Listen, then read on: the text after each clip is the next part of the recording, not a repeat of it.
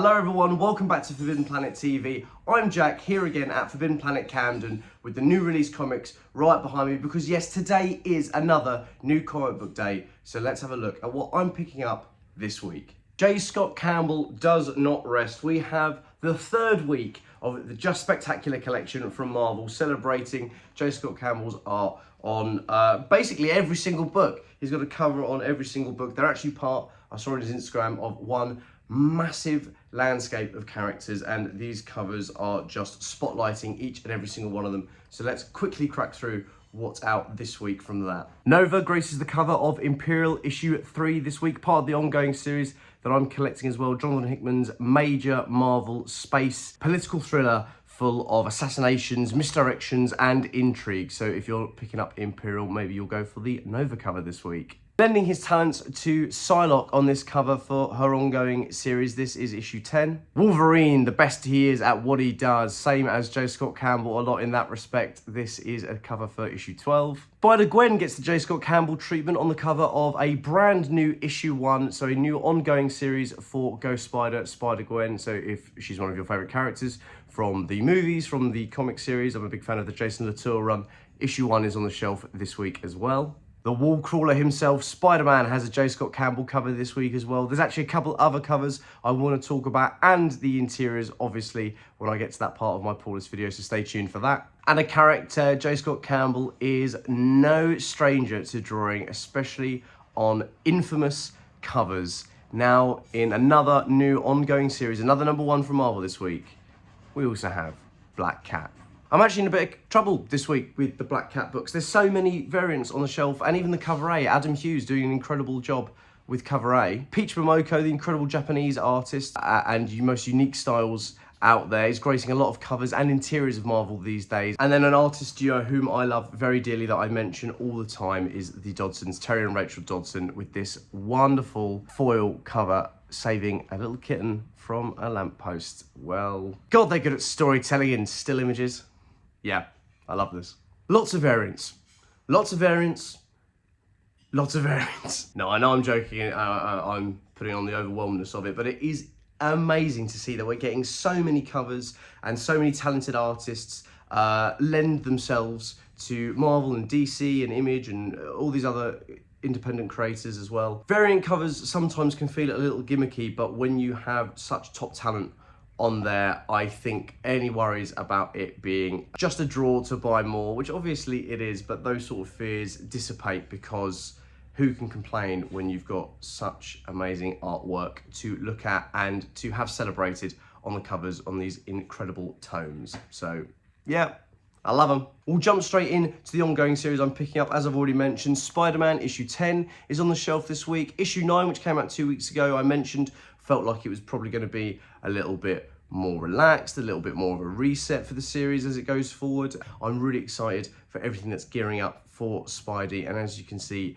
the brutal new side of Spider-Man. What fake news is being concocted, or what violence is Spider-Man enacting to get himself on the cover of the Daily Bugle? You'll have to read to find out. And if you didn't want the newspaper cover, I don't know why you wouldn't. But also, Doug Rowan has done this stunning cover. So I'm picking up 3 Spideys this week. So there you go. A series I'm enjoying immense amounts. The first issue was jam-packed and hit the ground exceedingly fast in its running, and that is Ghost Pepper by Ludo Lalabi. We are into issue 2. It's the story, if you don't know already, if you didn't pick up issue 1, which I highly recommend, if there are still copies available, which there are.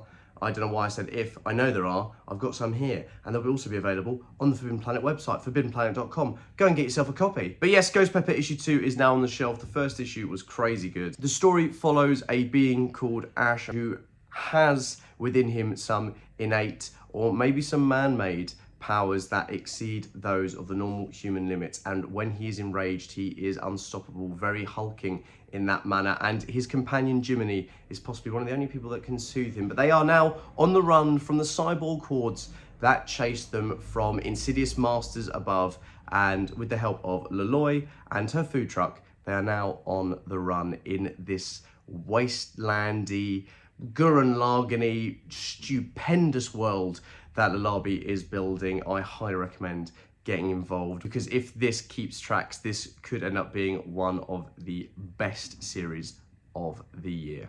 Godzilla Destroys the Marvel Universe issue 2 is also on the shelf this week. A fantastic cover, once again, from Mark Brooks. A very venomized Godzilla, very similar to the Godzilla vs. Spider-Man one-shot we had earlier in the year. But yes, if you read issue 1, you know this series is a little mad, actually. I was worried, as always, with these destroys or kills or murders or blows up Marvel Universe books that we get all the time, which I do enjoy, obviously. I'm not disparaging that by any stretch of the imagination.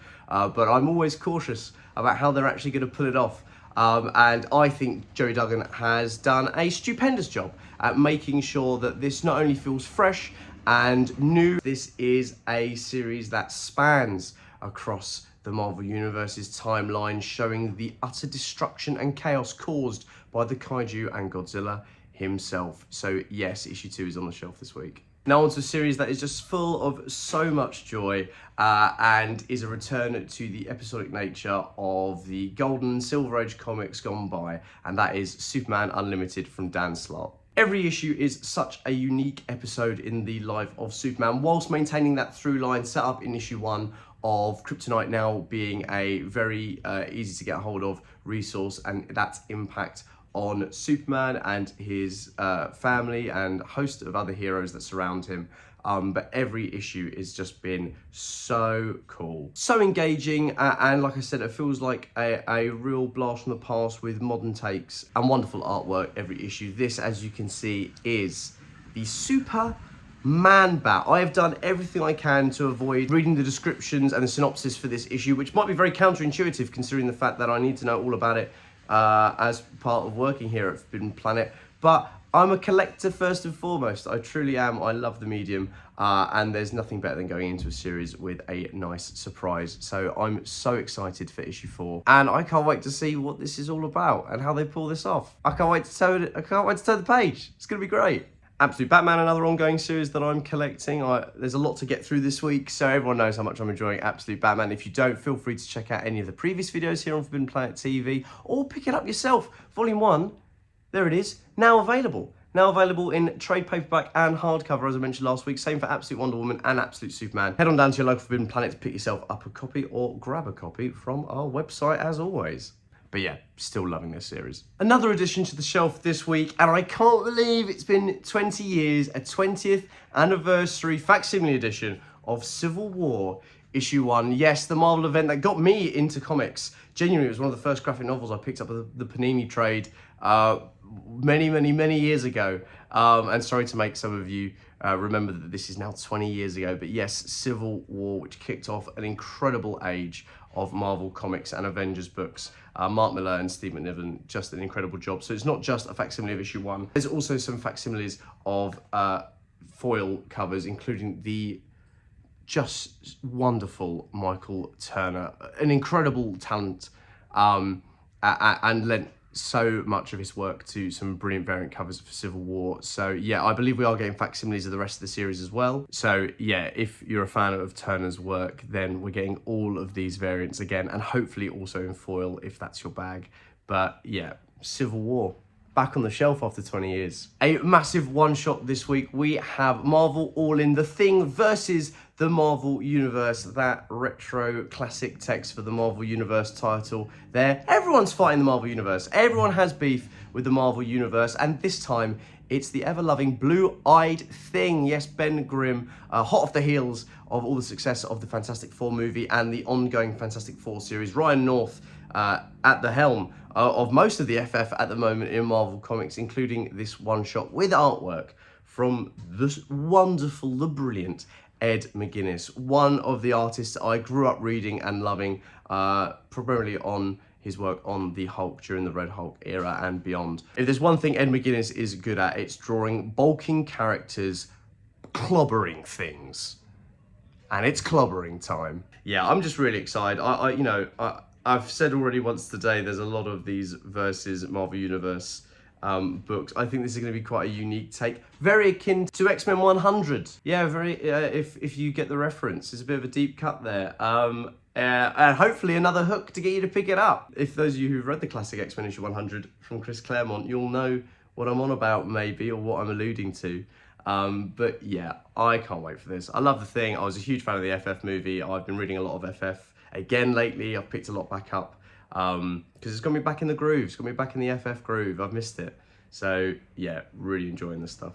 A new #1 from a writer that I am always enthralled with, and that is Rick Remender, with artwork from Daniel Acuna. That's right.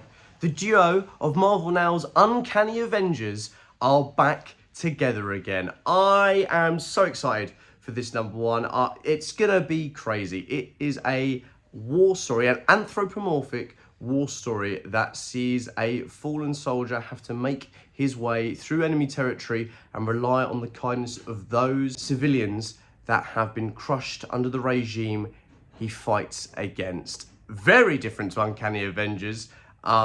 And I always find these anthropomorphic series like Black Sad, Granville Integrale, and not quite anthropomorphic but very similar was Frontier from Magnetic Press. It's all about creating stories that showcase humanity and doing so through the medium of these humanoid versions of creatures that we have sort of predisposed emotive response to. A lot of us do, you know, cute and cuddly animals, or animals that we have strong personal connections to, like pets, like dogs and cats and fish and everything else.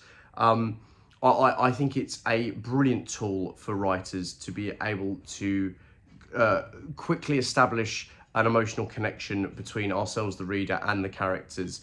It's sometimes quite difficult, I think, when you have human characters that look certain ways, that might remind you of certain people, or reference certain people in media just by association of how they look. I think we come in with a lot of baggage when we read anything. Obviously, we've all got our own lived experiences, and we carry those through in the comics and the literature that we read, which is it's a beautiful thing. I'm always reminded of that line from the History Boys about when you're reading something and it explains emotions or feelings that you thought were unique to you, it can almost feel like a hand reaching out and holding yours. And that's the bridge that is gapped through literature and comics and artwork. And I think Escape #1 from Rick Remender and Daniel Acuna is definitely going to be one of those series. I can't wait to see how they tackle such a gritty war topic with these characters, with these animals, and yeah, I think it's going to be class.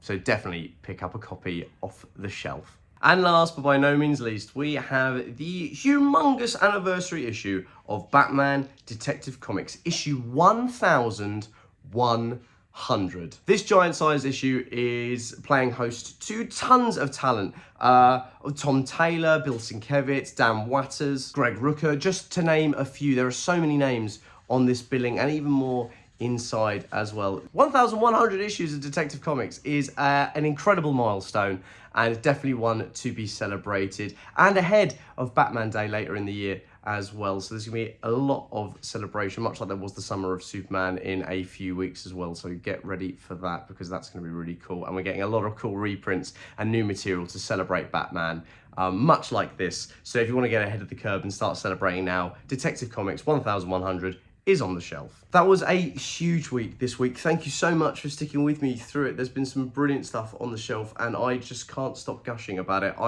Honestly, I love comics. It's so cool when we get so much to get excited for on the shelf. And there's tons of stuff that I'm also excited for that isn't in the video that I'll be picking up in trade paperback or in other formats. There's probably some covers I haven't picked up. You know, I very rarely get to showcase any of the ratio or incentive covers, the variant covers that we get here at Forbidden Planet, but do check them out. Ask with your local store if it's something they can get for you, or check out on our website. They're orderable there, and you can have a little look and see what's coming out in the coming weeks and months. The previews are already up. And do not forget, very excitingly, this weekend, Forbidden Planet Camden is playing host to 3 incredible creators. Garth Ennis, Keith Burns, and Rob Williams will be joining us here to sign copies of Battle Action Volumes 1 and 2, as well as so many other incredible works that they've worked on. Stuff from Rebellion, 2000 AD, and other publishers like DC. There are so many stories that these three incredible creators have lent their talents to, and we're going to be celebrating absolutely every single one of them. That's here Saturday, August 23rd, between 2 and 3 p.m. at Forbidden Planet Camden. Joel's just turned up. What are you reading this week? What am I reading this week? I know what you're reading this week. You tell me what I'm reading this week. Marvel All-in-One Thing versus the Marvel Universe. Yeah. Peach Momoko Storm cover. So yeah, thank you again, as always, another incredible week, and I will see you next week for a host of new comics. Thanks very much. If you're enjoying watching Forbidden Planet TV and you're enjoying watching us talk to the world's most interesting and accomplished filmmakers, authors, artists, musicians, creators, subscribe right here. See you soon.